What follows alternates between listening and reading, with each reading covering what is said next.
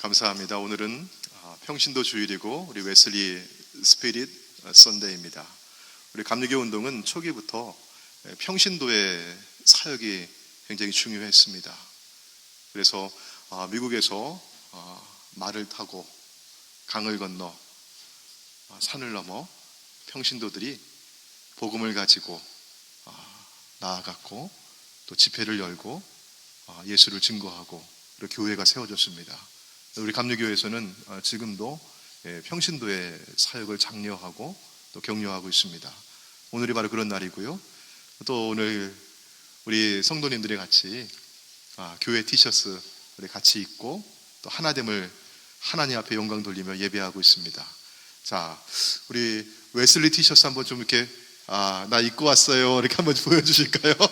예, 감사합니다. 예, 축복합니다. 우리 웨슬리 성도님들 축복합니다. 자, 우리 지금 세상에서 교회는 어떤 모습일까?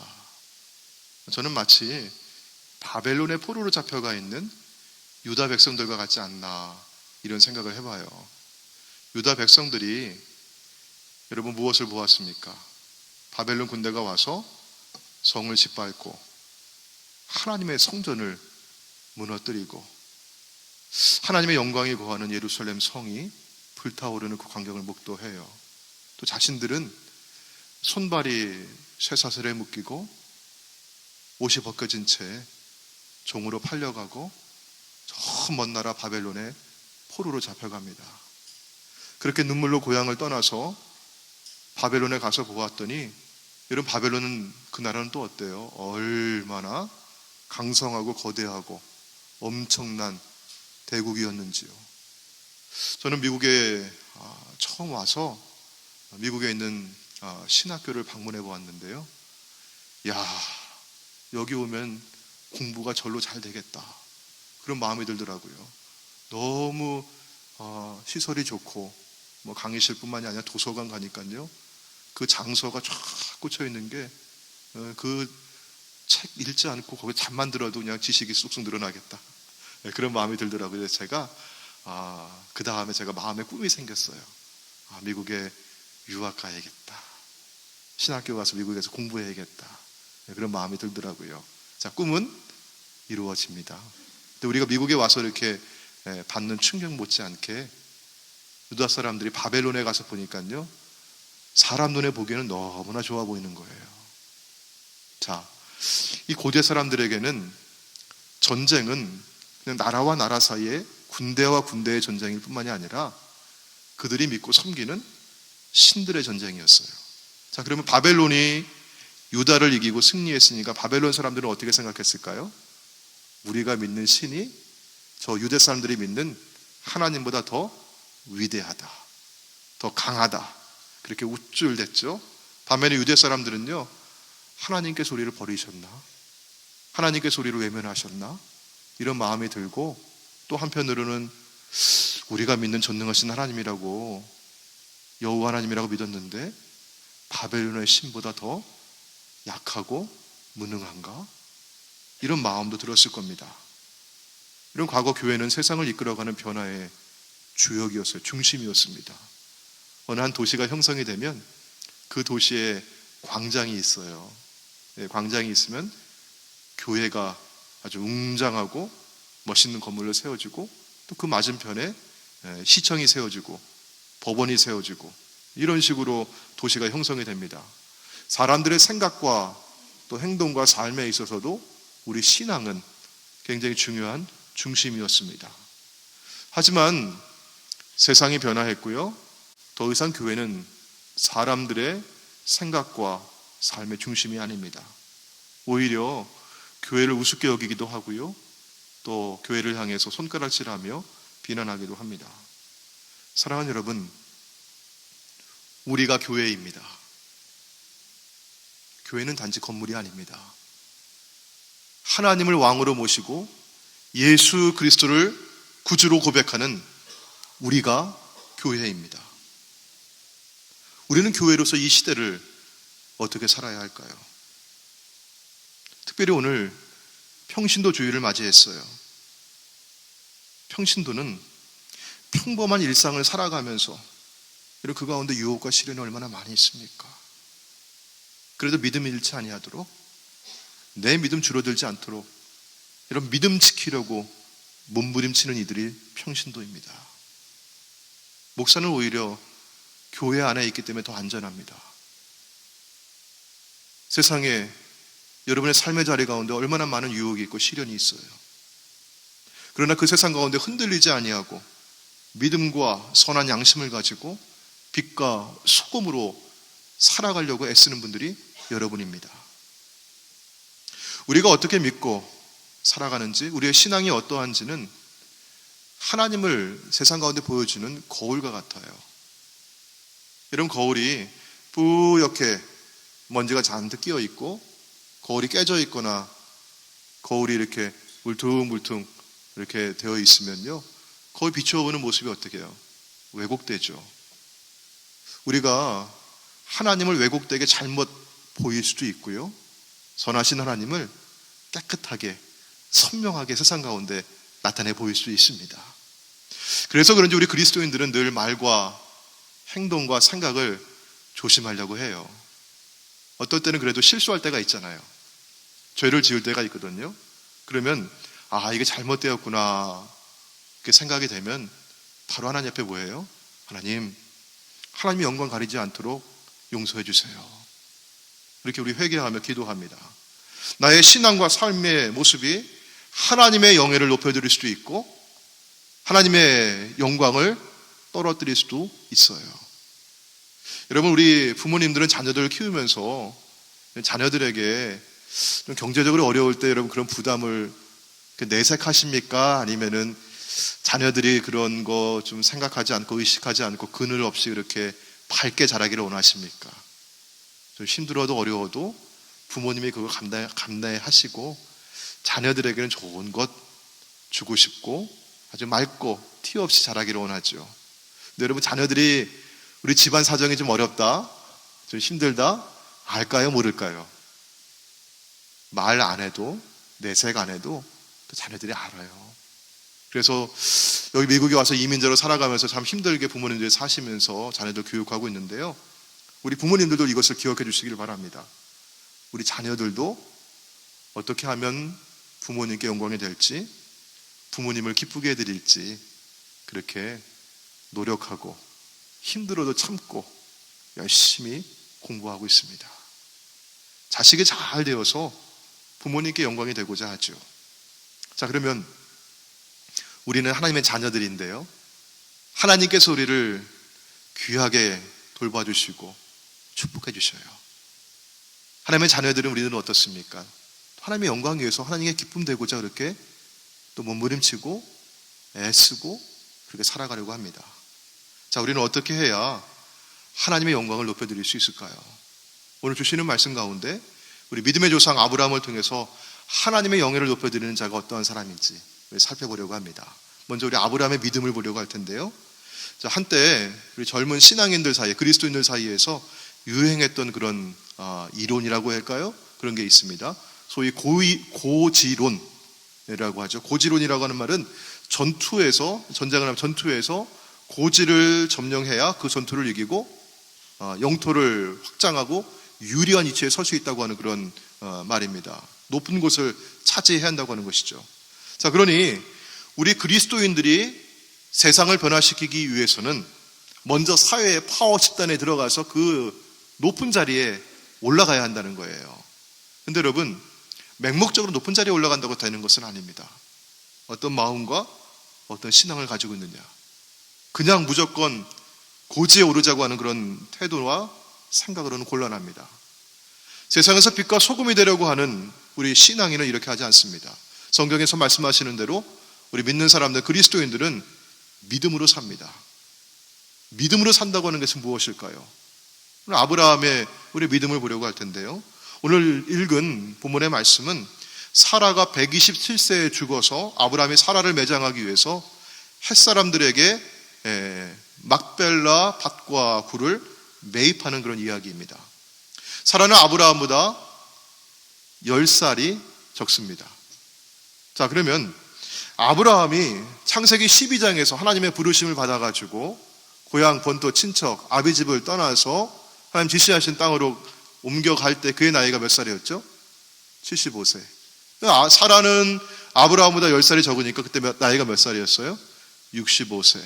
지금 사라가 127세에 죽어 장사되니까 지금 가나안 땅에 들어와서 살아온 지 몇 년이 지났습니까? 62년이 지났습니다. 하나님께서 아브라함을 부르시고 그에게 두 가지 약속을 주셔요. 창세기 12장에서 하나님 부르셔서 본토 친척 아비 집 떠나라, 들어가라, 내가 너에게 지시한 땅으로 가라 하면서 약속 주시는데, 여러분 한번 같이 한번 읽어볼까요? 자, 시작. 여호와께서 아브라함에게 나타나 이르시되 내가 이 땅을 내 자손에게 주리라 하신지라. 여기 두 가지 약속이 동시에 나옵니다. 첫 번째는 뭡니까? 내 자손에게. 내 자손에게. 자손의 약속이고, 두 번째는요, 이 땅의 약속을 주시는 겁니다. 자손의 약속, 땅의 약속을 아브라함의 75세에 그 약속을 주셨어요. 자, 여러분, 그런데 그 약속이 언제 이루어집니까? 아브라함이 아들을 얻었을 때가 몇 세죠? 저는 답을 다 일러드려요, 여기다가. 자, 이렇게 하니까 아까 아브라함과 사라가 몇 살 차이예요? 아브라함이 몇 세에 아들을 얻었어요? 10살? 이러면 곤란한 거예요. 자, 이번에는 몇 살? 100살. 예, 100살에 이삭을 얻었어요. 그런데, 자, 그러면 75에서 100살이 되면 몇 년이 지난 겁니까? 25년이 지난 거예요. 25년 동안 아들이 없었다니. 그러면 그때 어떤 마음이 들까요?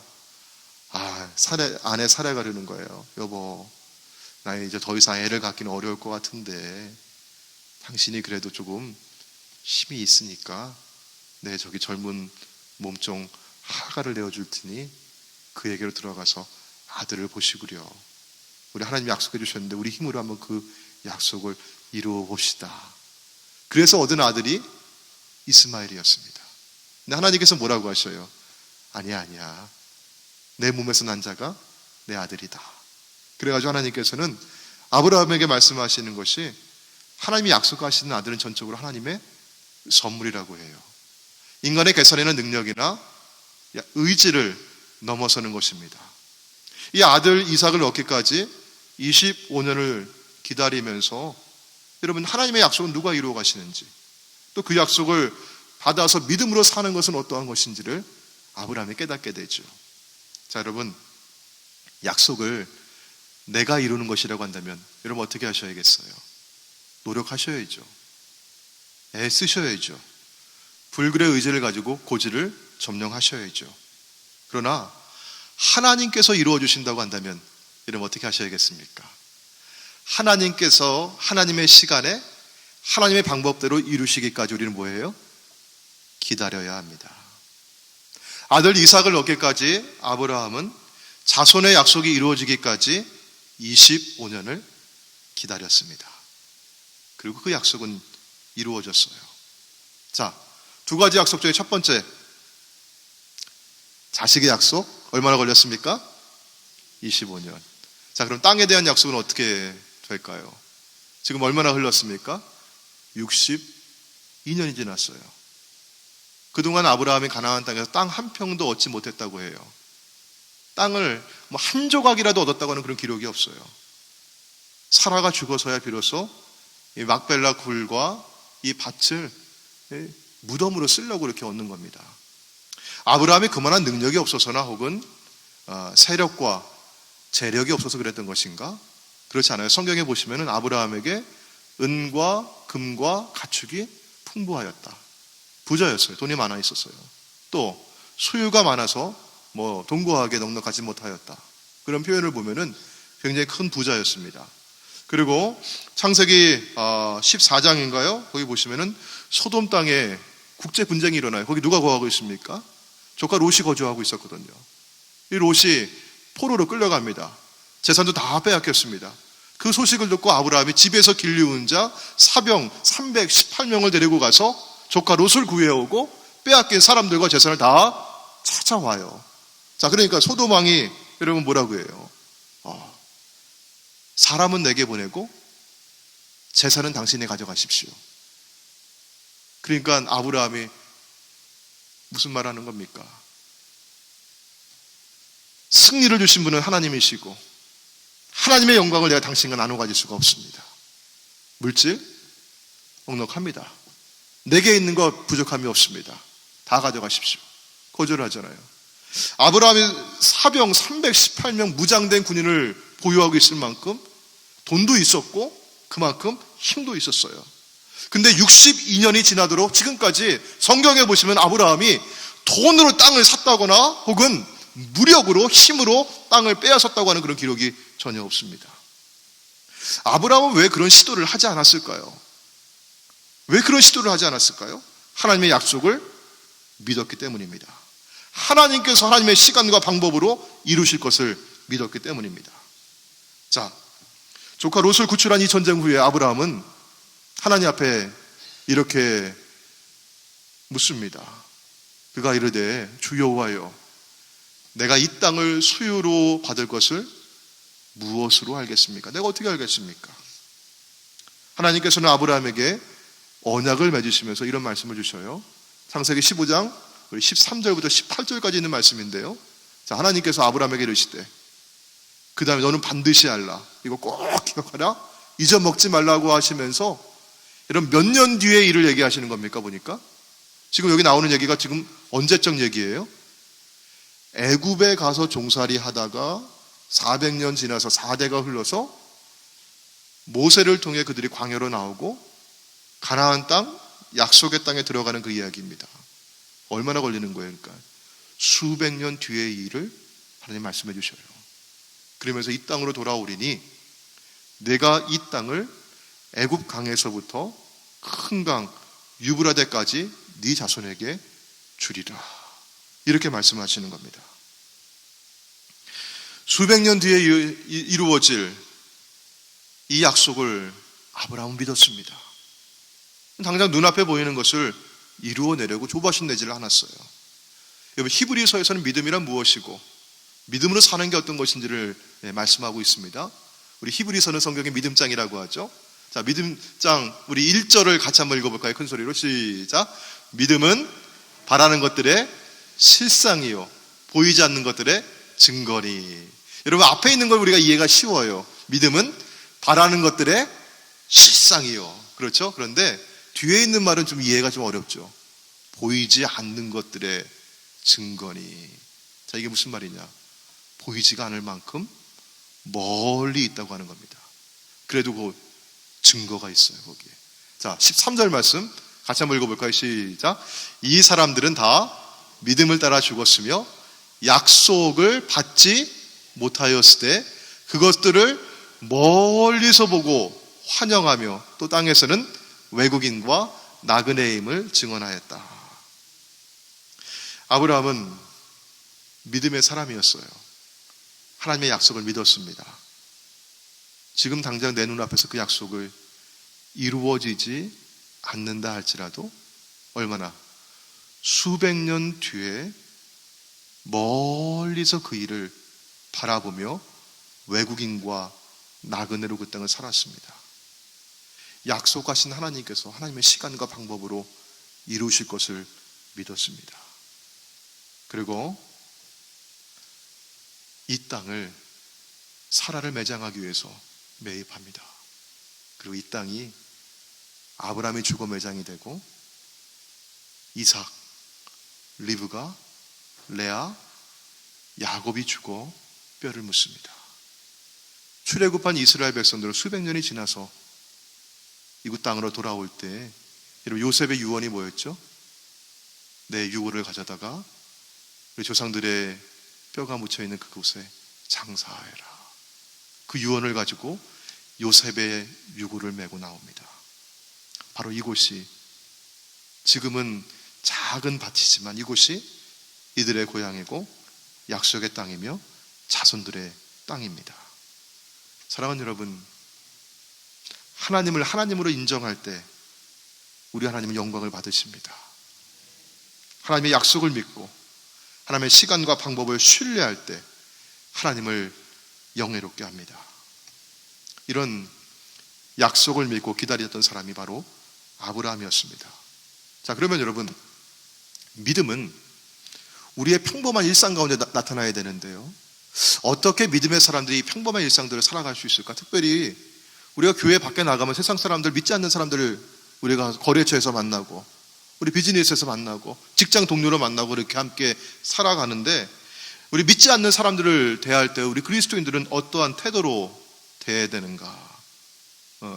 아브라함의 태도를 통해서 우리가 한번 살펴보려고 하는데, 오늘 본문의 말씀을 읽으면서는 이런 질문을 가지고 읽어야 좋습니다. 자, 사랑하는 아내의 죽음을 이제 슬퍼하고 애곡하던 아브라함이 그냥 그렇게 슬퍼만 할 수 없잖아요. 장례를 치러야 되니까요. 일어나서 해족속 사람들에게 나가서 이렇게 말합니다. 자, 뭐라고 얘기하죠? 보니까 나는 당신들 중에 나그네요. 나그네라고 하는 말은 여기 지금 객으로 와서 얹혀 살고 있는 사람이라고 하는 뜻입니다. 나는 당신들 중에 거류하는 사람입니다. 임시로 와서 거주하면서 이렇게 살아가고 있다고 하는 뜻이죠. 내게 매장할 소유주를 주어서 나의 죽은 자를 장사하게 하십시오. 나를 좀 도와주십시오. 이렇게 자신을 어떻게 나그네와 거류하는 사람으로 겸손하게 낮추어 부르고 있어요. 자, 그러자 그의 몸이 이런 그의 마음과 태도를 또 보여줍니다. 자, 다음 성경 말씀 보시면은 7절과 12절에 있는 말씀 보시면 아브라함이 어떻게 합니까? 해족속 사람을 들어 향하여서 어떻게 해요? 몸을 굽혀요. 그 땅의 백성들 앞에서 몸을 굽혀요. 아브라함이 지금 땅이 필요하니까 좀 아쉬운 게 있으니까 사람들한테 도와달라고 지금 좀 겸손하게 가장하고 있는 거 아니야? 혹은 힘이 없어서 실력이 부족해서 굽신굽신 비굴한 모습 아니야? 그렇지 않죠? 아브라함에게는 그만큼 재력도 있었고요, 실력도 있었고 힘도 있었어요. 늘 당당함을 유지했던 아브라함이었지만 또 몸을 굽히는 것은 그의 몸에 배어있는 오랜 습관이었습니다. 성경에 보시면은 창세기 18장에 보시면요, 하나님의 사자 세 사람이 소돔성을 멸하기 위해서 이렇게 쭉 지나가시는데 아브라함의 장막 앞을 지나가요. 그때 아브라함이 어떻게 합니까? 멀리서 그들을 바라보고 눈을 들어서 본즉 세 사람이 서 있는지라. 아브라함이 달려나가서 그들을 보고 어떻게 해요? 몸을 굽혀 땅에 엎드려 영접을 합니다. 이 몸을 굽힌다고 하는 이 표현은 아브라함에게 이제 몸에 배어 있는 표현이에요.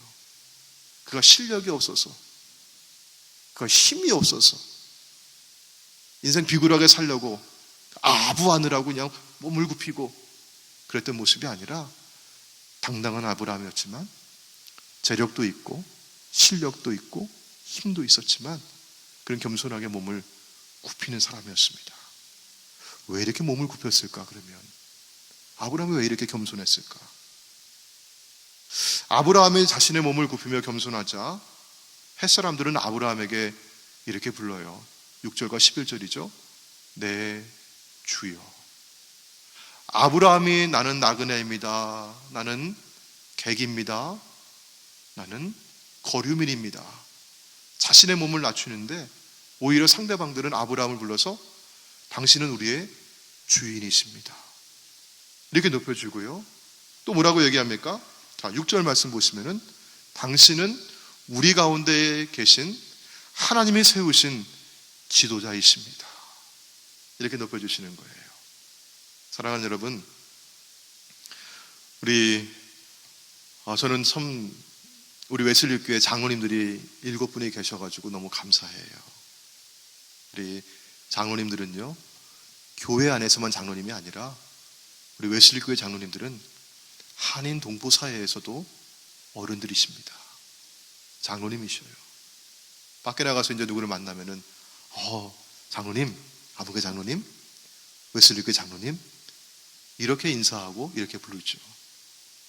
세상의 사람들이 어떻게 해요? 그렇게 존경해주고 그렇게 우러러보고 인정해주는 겁니다. 믿지 않는 사람들도 뭐라고 얘기해요? 하나님이 세우신 어른이십니다, 아무개 장로님 이렇게 부르는 것이죠. 또 여러분 11절 말씀 보시면요, 그 밭주인이 아브라함에게 이렇게 얘기하는 거예요. 내가 그 밭을 당신에게 드리고 그 속의 굴도 당신에게 드리되 내가 내 동족 앞에서 당신에게 모든 것을 드리오니. 이러면 뭐라고 얘기합니까? 내가 줄게, 이거 받아, 그렇게 얘기하지 않고 뭐라고 얘기해요? 내가 드리겠습니다. 여러분, 이 말은요, 윗사람이 아랫사람에게 하는 말이 아닙니다. 아랫사람이 윗사람에게 예를 갖추어서 하는 말입니다. 자, 이처럼 62년 동안 가나안 땅에 들어와서 아브라함은 이민자였어요. 이주민이었어요. 그러니까 나는 외국인입니다. 난 나그네입니다. 난 객입니다. 그렇게 얘기했던 겁니다. 근데 62년 살았어요. 그동안 어떻게 살아왔는지. 여러분, 지금 사람들이 지금 아브라함에게 하는 이 내 주여, 우리 가운데 계신 하나님의 지도자입니다, 내가 드리겠습니다, 이런 존경과 인정과 관대함을 볼 때 아브라함이 어떻게 살았는지를 우리가 알 수가 있어요. 우리 한인들이 미국에 처음 이민을 온 게 1903년 1월입니다. 인천에서 출발을 해가지고 하와이 사탕수수 노동자로 들어왔고요. 우리 본토에 들어와서 산지도 한 100년 이상 되었습니다. 여러분, 그동안 우리 한인 이민 역사 가운데 우리 한인 사회를 바라보는 우리 미국인들의 시각은 어떠합니까?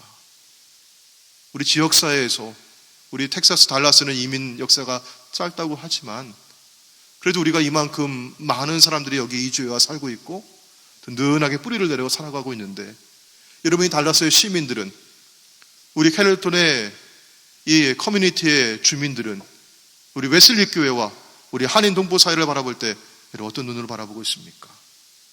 사랑하는 여러분, 우리는 그리스도인입니다. 우리 믿음의 사람들입니다. 하나님의 약속을 믿습니다. 우리가 여기 미국 텍사스에 살아 있는 것은 그저 우연이 된 것이 아니라 내가 내 꿈 이루기 위해서, 잘 먹고 잘 살기 위해서 내가 선택해서 온 것이 아니라 하나님께서 우리를 여기 불러주셨고 여기 심어주셨고 살게 하신 줄로 믿습니다. 하나님의 뜻이 있습니다. 계획이 있습니다. 우리는 믿음을 가진 교회로서 이 땅에서, 이 도시에서 어떻게 살아야겠습니까? 이 커뮤니티의 주민들은 우리 교회와 성도들을 향해서 아브라함에게 보였던 그 존경과 인정과 관대함을 표하고 있습니까? 창립 34주년을 맞이한 우리 교회, 웨슬리 교회 믿음의 사람들은 지난 34년간 어떻게 지내오셨습니까? 하나님의 자녀들로서 당당함과 기품을 잃지 않되 몸을 굽히며 자신을 낮추는 겸손함으로 살아오셨습니까? 이것이 바로 예수 그리스도의 모습입니다. 주님은 하나님이십니다.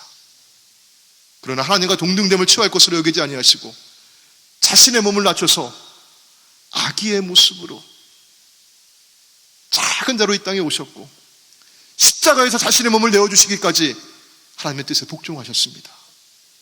그때 하나님께서는 그를 높이시고 그의 이름 앞에 천하 만물이 경배하게 하셨습니다. 무릎을 꿇게 하셨습니다.